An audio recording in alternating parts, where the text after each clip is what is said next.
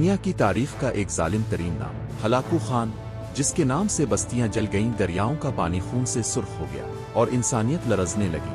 آج وہی Hulagu Khan اپنے گھوڑے پر شان سے بیٹھا ہے، چاروں طرف تاتاری فوج صفیں باندھے کھڑی ہے اور اس کے سامنے کھڑے ہیں بے بس بے قصور مسلمان قیدی، 3 قطاروں میں موت کا انتظار کرتے ہوئے۔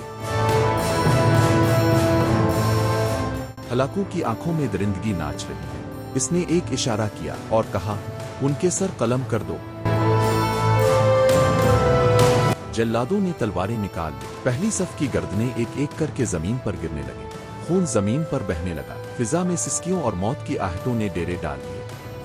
پہلی صف میں ایک بوڑھا قیدی تھا، غریب، کمزور، مگر اپنے خاندان کا واحد سہارا۔ موت کے ڈر سے وہ آہستہ سے پہلی صف چھوڑ کر دوسری صف میں چلا گیا، لیکن ہلاکو کی نظر اس پر تھی۔ دوسری صف پر بھی موت کی تلواریں چلنے لگیں اور وہی بوڑھا شخص ایک بار پھر موت سے بچنے کے لیے تیسری صف میں جا کھڑا ہوا۔ ہلاکو ہنسا اور بولا، بابا، اب کہاں جائے گا؟ تجھے مجھ سے کون بچائے گا؟ میں نے لاکھوں مار دیے تو کیا بچ جائے گا؟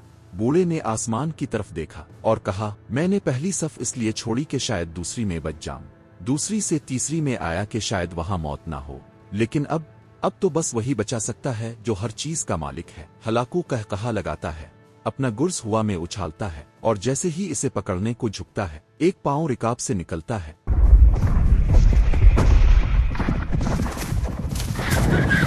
اور وہ زمین پر آ گرتا ہے۔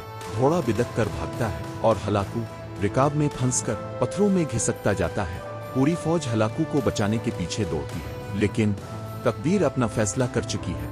ہلاکو کا سر پتھروں سے ٹکرا کر اتنا کچلتا ہے کہ ظالم کی روح چند لمحوں میں جہنم کی طرف روانہ ہو جاتی ہے۔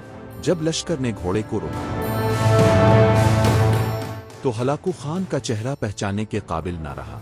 وہی لشکر جو خون کا پیاسا تھا، اب اس بوڑھے قیدی سے خوفزدہ تھا اور اسے چھوڑ دیا گیا۔ وہی بوڑھا جو 3 صفیں بدلتا رہا، اب سکون سے اپنے گھر کی طرف لوٹ رہا تھا، کیونکہ مظلوم کی آہ کبھی رائگاں نہیں جاتی، اور جب وہ رب کائنات سے فریاد کرتا ہے تو عرش ہلتا ہے اور ظالم کی سزا زمین پر آتی ہے۔